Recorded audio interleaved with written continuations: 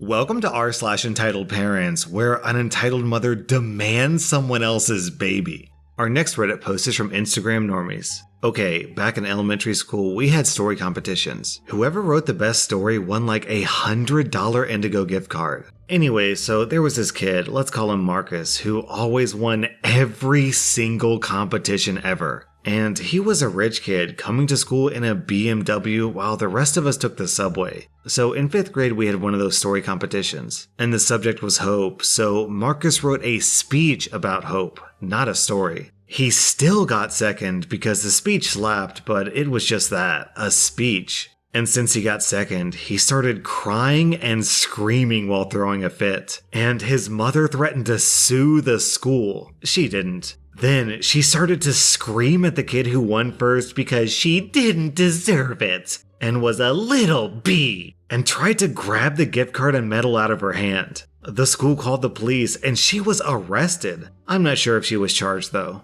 Down in the comments, Wafer 2016 had the exact same thought that I had. How much you want to bet that Mommy Dearest was writing his competitions and her ego took a hit when she was beat out by a little girl? Our next Reddit post is from Keith the Ghost. So this happened when I was a teenager, but I still think about it, and when I found this subreddit, I just had to post. So when I was 17, I got pregnant, and the father didn't want anything to do with it, which was fine as we weren't even dating. I intended on putting the baby up for adoption because I wasn't ready for a child, and I'm sure there's lovely people out there that could love and care and provide for my baby. However, my aunt, who already has 6 children, 5 boys and 1 girl, for some crazy reason automatically believed that the child would be hers once I gave birth. She was also a terrible mother, so there's no way my child was going to her. I asked my parents if they told her this or anything, and they had no idea. All they told her was that I was pregnant and was going to give the baby up.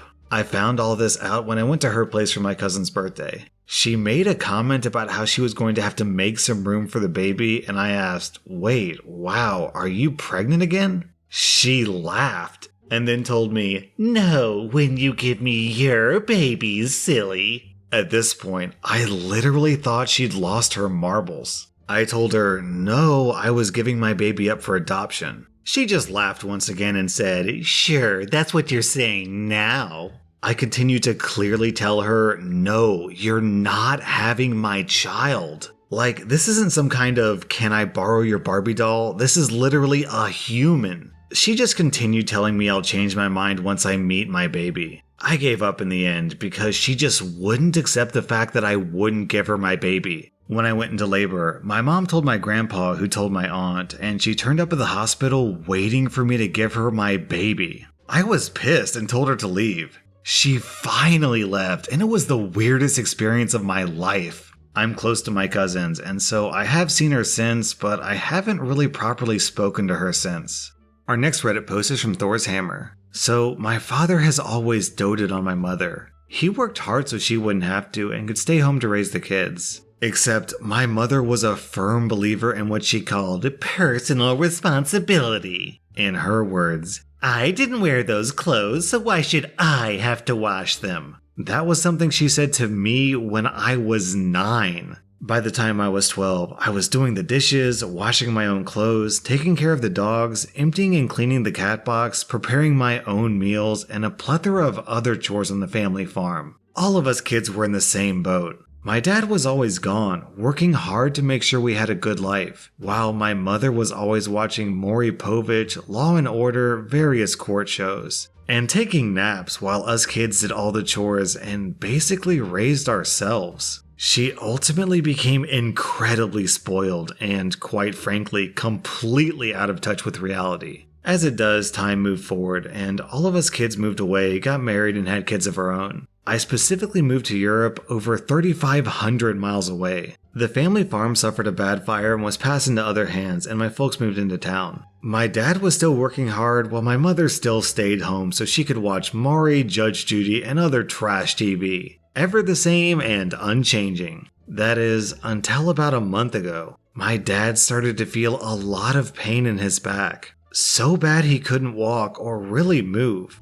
The doctor started a whole battery of tests, and after a month, they discovered that he has leukemia that had spread to his spine, resulting in stage 4 bone cancer. The doctors believe that it's a non-aggressive form of the disease, however, it's too advanced to ever be cured, so they're trying to force it into remission through chemotherapy and immunotherapy. I called to see how they were doing, and my mother basically took over the call. This was her reaction to my father finding out that he has a disease that will ultimately kill him one day, likely sooner than later. She was worried about how this would affect their finances and, as such, her trips to the casino. Not how they're going to pay the medical bills or maybe even the mortgage. She was worried about the casino. He was in an appointment for part of his cancer treatment, and she was annoyed because she had no idea if he was rescheduling his chemo for October so she could go on her cruise. Like he was supposed to be doing. She bought a new living room set a few months ago. My dad, in his immense amount of pain, finds it to be extraordinarily uncomfortable.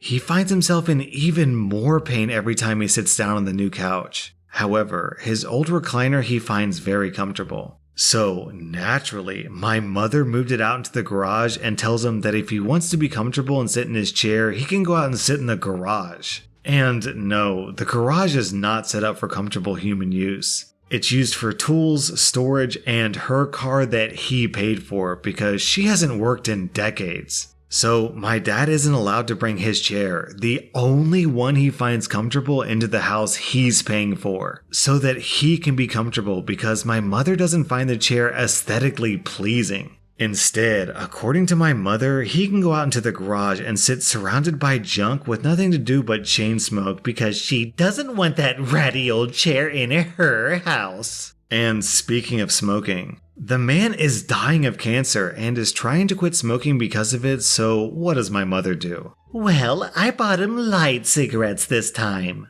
Okay, great, Mom. Now he can go out into the garage and chain smoke the light cigarettes because there's nothing else to do out there. And when I suggested that she at least clean up the garage and set him up in a place that would allow him to watch his football and be comfortable, her only response was, "Why would I do that?" And then proceed to complain about how much cleaning she has to do now that he's on chemo and is therefore immunocompromised. At first I thought she was just in denial, but when she said, "He better be asking those doctors to move his chemo for October so I can go on my cruise like he's supposed to be doing," I realized that she's just an entitled monster who refuses to do things to make her dying husband more comfortable because they would be mild inconveniences for her. Every once in a while, you'll see a story in the news about a couple who's been married for like 20 years and then just randomly, one of them kills the other one. And after reading stories like this, I can kinda understand how that happens. Our next Reddit post is from Stargazer. This story happened earlier this week. To preface this, ever since the COVID lockdown, my church has been meeting online via live stream. This has extended to small groups, which are now done through Zoom meetings. This particular week was much like the others in terms of small groups, Bible talk, cracking jokes, and discussing pop culture. However, joining us this week was my friend's aunt from out of town, the entitled mother of the story, who, from what I heard, had a tendency to have a holier-than-thou demeanor. At one point of the chat, we got to the topic of hobbies. I took the moment to discuss my hobby of gaming, which was my big mistake. I talked about my gaming collection of different gaming consoles and games that I've collected over the years, which my friends found to be fascinating. So after about 40 minutes of talking in a small group, I get a phone call from my friend's phone number. I picked it up, only to be greeted by his aunt. "Hello, OP?" Entitled mother, what a surprise. "Well, I'm calling you from your friend's phone because I wanted to talk to you about something." Okay, what do you want to talk about? "During small group, you mentioned that you had a collection of video games and video game systems." "Yeah, what about them?" "Well, you see, it's just that strong Christian men like you shouldn't be wasting time playing video games. You should be dedicating your time towards getting married, starting a family, and teaching them the ways of God and the Bible." Wait, what? Remember, the Bible tells men to put away childish things, and video games are definitely under that category. So, what are you suggesting I do with my collection then? "You should donate it to a child in need. Better yet, my son loves video games and his birthday is coming up, so you should give it to him. I'm sure he'd be grateful." I'm not sure I would feel comfortable doing that. I'll tell you what, I'm in town till Wednesday. I'll call you back tomorrow. This gives you plenty of time to pray about it. Hopefully, God convinces you to man up and put away childish things. Good night now. And she hangs up on me. I sat there for a good 15 minutes with anger stewing in my mind over the audacity of this entitled mother. I wanted to call her back and curse her out until a light bulb went off in my head. At that moment, an evil Grinch grin had crept across my face. My mind had just formulated a perfect response to entitled mother's request. The next day, I spent the day waiting for my friend's aunt to call me. In the evening, the moment came. I saw my friend's number ringing my phone, and the evil Grinch grin came back to my face. Why, hello, entitled mother. How are you today? I'm doing well. Have you thought about our conversation from yesterday? Why, yes, I have. What did you decide? In my best jolly, holier-than-thou Joel Austin voice, I said, well, I prayed long and hard about what you said, and I spent some time reading the Bible. And? Well, growing boys are very pivotal to the future of the kingdom of God, and building a relationship with Jesus is very important to their upbringing. In all honesty, video games are just going to be a distraction to him, and time spent playing them is better dedicated to learning about the Bible. But that's... Remember, entitled mother, the book of Proverbs tells us to start children off on the way they should go, and Ephesians tells us to bring them up in the discipline and instruction of the Lord. So, unfortunately, I'll have to pass on gifting your son my gaming collection. However, I will gladly send a children's study Bible and a DVD collection of VeggieTales to my friend, and he can send them to you. But OP, wait, it's not gonna be an issue. I'm sorry, entitled mother, but I have an important dinner arrangement to go to. Goodbye now, and I hang up. I turned off my phone after that to make sure that entitled mother couldn't call me back. Later on that night, my friend sent me a message on Facebook apologizing for his aunt's behavior. Apparently, she took his phone behind his back to make both calls, and my friend got really upset when he found out about what entitled mother was asking of me. But at the end of the day, I still have my collection of my hobby. Mario Kart, anyone? Our next Reddit post is from Bellamy. So basically, I'm a 20-year-old percussionist, and I'm getting myself into digital music. I'm just a newbie, but I wanted to try it out. I had the option of buying myself a rather high-end gaming PC since I've worked a bit and I had some money to spare. I'm also a bit of a gamer, so I decided to mix digital music and gaming and build a machine that could help me with both. Now, here's where the entitled parent comes in. I live in a condo where my neighbors are a family of 3 with a 10 or 11-year-old child. I don't remember exactly. I've talked with them quite a lot, and I helped their son choose his first personal computer 2 years ago. But since the new Warzone came out, his PC wasn't enough now, and he needed a new one. His mother knew that I was building a computer and decided to knock on my door this morning. Here's the conversation. Hey, I was just looking for you. You're building a new computer, are you? Yeah? Why? Oh, my kid says that his computer isn't enough anymore, and I was wondering if you could help him out. Great, I can suggest some parts and help him build one. Just tell me what's the budget. Oh, here's the problem. There's no budget.